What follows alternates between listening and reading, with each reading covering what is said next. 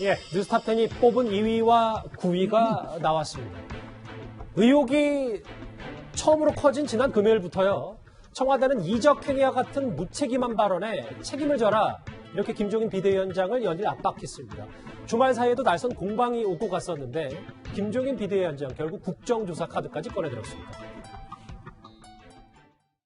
야당 대표 입에서 나온 말이라고는 도저히 믿겨지지 않는 혹세무민하는 발언입니다. 북한 공작과도 다를 바 없는 무책임한 발언이며 묵과할 수 없습니다. 김 위원장은 발언에 책임을 져야 할 것입니다.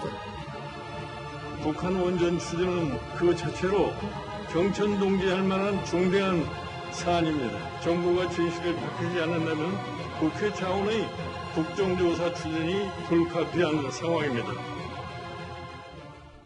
예, 그리고 오늘 제1야당은 모두 발언부터 청와대를 몰아붙였습니다.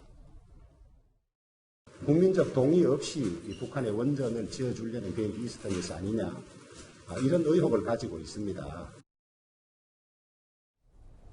정혜철 평론가님, 이 북한의 원전 지원 의혹 전선이 좀 꽤 커진 것 같아서요. 지난주 금요일에 청와대로부터 이적행위 발언을 청와대로 했는데 법적 대응 얘기를 받았던 김종인 비대위원장인데 국정조사 카드까지 꺼냈습니다. 사실 청와대가 이렇게까지 민감하게 반응하는 것은 문재인 정부 들어서 처음 보는 것 같습니다. 야당 대표를 향해서 법적 조치라는 말을 꺼낸 것은 그만큼 이 부분이 청와대 입장에서는 영린이 아니겠는가 하는 의심을 오히려 야당에게 강하게 쥐어준 그런 발언이었던 것 같고요. 사실 이 부분을 어떤 식으로 진상을 규명하고 법적 조치를 하겠다는 것인지가 모호합니다. 이걸 검찰에 들고 가게 돼서 검찰이 그러면 해당 파일이나 이 파일의 작성 경로, 누구의 지시로 이 파일이 보고서가 작성됐는지를 들여다보게 한다면 지금 청와대나 여권 지도부가 윤석열 총장 최대의 검찰이 이걸 수사하는 걸 믿고 맡길 수 있는 겁니까? 그렇다고 공수처가 이걸 들여다볼 사안도 아닌 것이고요. 뭔가 비리나 부패 관련한 사안이 아니기 때문에 결국 지금 국민의힘이 주장하는 것처럼 국정조사가 가장 합리적인 방안인 것 같습니다. 국정조사를 통해서 여당도 야당도 같이 이 조사기구에 참여를 해서 산업부에 만들어진 이 보고서가 단순히 검토 차원의 일개 서기관이나 과장급에서 만들 수 있는 보고서인지 아니면 장관이나 그 윗급의 지시로 만들 수 있는 아주 중요한 보고서였는지를 밝히는 것이고, 그리고 문재인 대통령이 김정은 위원장에 건넸다는 USB 안에 원전 내용이 원자도 없다고 하는데 이게 단순히 북한이 비핵화하면 뭐 재생에너지라던가 다른 발전소를 지어주겠다는 청사진과 관련된 파일이었다면 그걸 이 시점에서 국민들에게 공개하지 못할 이유가 없습니다. 국민이 어렵다면 국회 정보위에서 국정원의 고위 자료를 정보위 위원들에게만 공개하는 것처럼 이 국정조사 열어서 그 국정조사 위원들에게만도 공개하는 제3의 방법도 충분히 있기 때문에 국회 차원에서 정치력을 발휘해서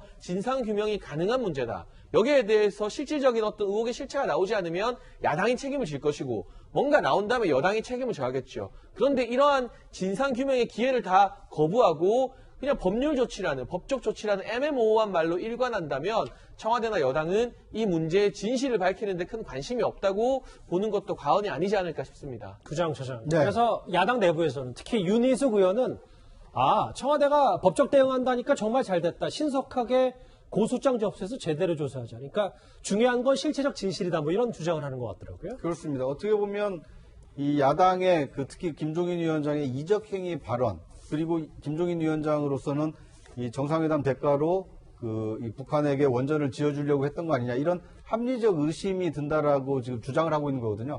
이걸 입증을 하려면 산자부 공무원이 이 삭제한 원전 관련 문건을 뭐 포렌식을 통해서든지 확인을 해봐야 되기 때문에 이 야당, 특히 윤희숙 의원의 경우에는 청와대가 법적 조치를 빨리 해라. 그러면 이 포렌식을 통해서 이 문건의 진위, 어떤 내용이 담겼는지를 확인할 수 있는 거 아니냐. 이렇게 오히려 공세적으로 지금 청와대를 압박하고 있는 모양새입니다. 예. 결국 대통령의 입에도 관심이 쏠릴 수밖에 없습니다. 지난 금요일은 청와대 대변인을 통해서 입장을 밝혔던 문재인 대통령인데요. 오늘 오후 수석 보좌관회의에서 대통령이 이렇게 직접 입을 열었습니다. 가뜩이나 인생이 어려운 상황에서 버려야 할 구시대의 유물 같은 정치로 대립을 부추기며 정치를 후퇴시키지 말기 바랍니다. 더 나은 정책으로 경쟁하면서 협력하는 정치가 되길 바랍니다. 조상호 부대변인, 물론 뭐 주어는 없었어요. 북한 원전 지원 의혹, 야당의 공세. 그럼에도 구시대 유물 같은 정치로 대립 부추기지 말라. 대통령이 최근에 현안에서 곧바로 말한 적이 제 기억엔 그렇게 많지는 않은 것 같은데 그만큼 초강경하게 대응하는 이유는 저희가 뭐라고 받아들이면 됩니까? 일단은 북한 문제는 그 일반 국민들은 어떻게 생각하시는지 모르겠지만 우리만 있는 게 아니에요. 미국도 있고 일본도 있고 주변 국가의 굉장히 중요한 외교 현안입니다. 근데 우리 내부에서 가뜩이나 부정확한 정보를 막 흘리면서 우리가 북한에게 일방적으로 우호적이거나 더 우리가 미국이나 일본 같은 우방과 전혀 논의하지 않고 북한과 직거래하는 듯한 내용들이 이렇게 흘러나가게 되면 그들이 오히려 오해할 수 있는 거예요. 우리는 전혀 그런 의도가 없는데. 그러면 거기에 또 해명하자고 외교력을 굉장히 많이 소모해야 됩니다. 국익에 도움이 안 된다. 전혀 도움이 안 되는 행동들이에요. 저는 이걸 왜 하는지를 모르겠어요. 그러니까 왜냐면 이미 일반 국민들은 선거에 임박했을 때 지금의 야당이 보여줬던 이런 그러니까 북한 문제와 관련된 이슈들, 특히 우리가 보통 색깔론이라고 표현하는데 예. 이런 이슈들에 대해서 더 이상 현혹되거나 이런 이슈들이 더 이상 야당한테 유리하게 작동한다고 보지 않아요. 그런데 그럼에도 불구하고 이런 전혀 쓸데없는 얘기들. 왜냐하면 지금 공무원들이 여러 방향에서 검토할 수 있죠. 그걸 왜 꼭 위에다 보고를 해야 됩니까? 이거 삭제한 게 전체적으로 급하게 삭제하다 보니까 삭제한 거겠죠. 그러니까 정말 꼼꼼하게 삭제한 건 잘못된 일 아닙니까? 잘못된 일이죠. 예. 근데 이제 꼼꼼하게 삭제할 수 있는 시간이 있었다면 이게 이렇게 삭제가 안 됐을 가능성이 오히려 높겠죠. 왜냐하면 벌써 중앙일보 보도에 따르면 옆 컴퓨터에도 이 문서들이 다 확인됐다는 거 아닙니까? 그러니까 이거는 그냥 전체적으로 그 업무를 담당했던 청와대와의 업무를 담당했던 직원의 컴퓨터를 통째로 삭제하면서 벌어진 일 같은데 이런 것들을 하나하나의 어떤 거기서 무슨 북한 문제만 나오면 이게 선거에 임박했다고 해서 써먹는다면 국민들도 납득할 수 없을 뿐더러 이런 것들은 전체적으로 볼 때 절대 국익에 도움되지 않습니다. 예. 그런 부분들이 국익에게 해를 끼친다고 보니까 대통령께서 외교를 하는 입장에서는 당연히 이 부분에 대해서 강력하게 지적하지 않을 수 없는 것이죠. 예. 그러니까 저는 문재인 대통령 말씀을 빗대서 이 문제를 야당이 왜 제기할 수밖에 없느냐. 가뜩이나 민생이 어려운데 국제사회와 협의 없이 북한에 원전을 지어주려 했다면 그 자체가 당연히 심각한 문제이고요.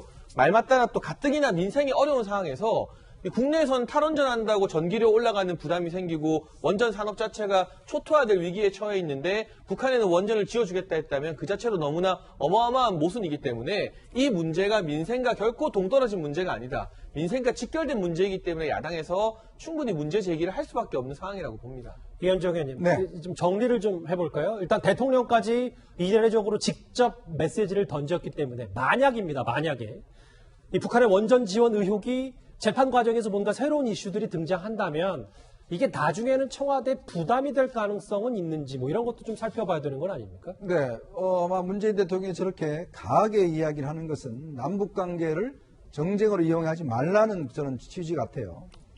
그런데 문재인 대통령이 2000년도 노무현 대통령 그 초기에 민정수석을 했습니다.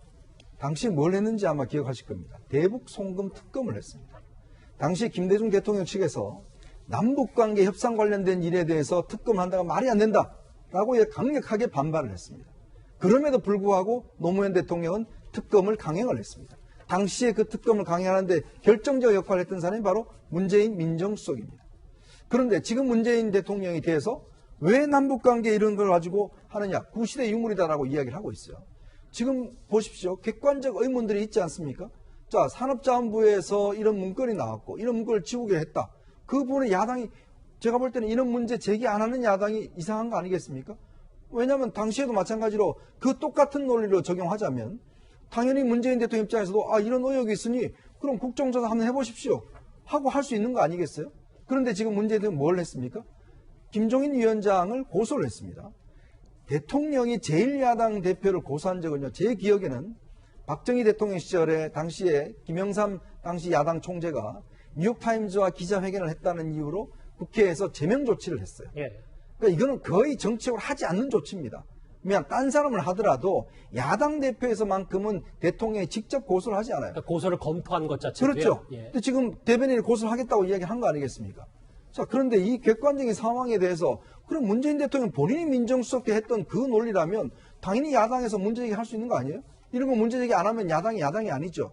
그러면 여당 입장에서 청와대 입장에 보면 내용을 공개하면 될 거 아니겠습니까? 아까 장해찬 평론가는 이야기했지만 국회 정보위 차원에서 가서 보면 될 거 아니에요. 거기에 원전이 있는지 없는지 확인해 보면 이 문제 깨끗이 끝나는 사안입니다. 알겠습니다. 그런데 그걸 가지고 지금 구시대 유물이라고 그러면서 야당 대표를 고소한다? 옛날을 한번 생각해 보십시오. 대통령의 초경경 대응 메시지와 그리고 김종인 비대위원장의 국정조사 카드얘기까지 북한 원전 지원 의혹을 둘러싼 청와대와 야당의 공방 얘기는 여기까지 정리를 하겠습니다. 저희가 이 주제를 좀 심도 있게 다뤄봤는데 내일도 아마 이런 속보들이 좀 쏟아질 것 같습니다. 이 소식 여기까지고요. 다음 주제 여의도 정치권으로 가보겠습니다.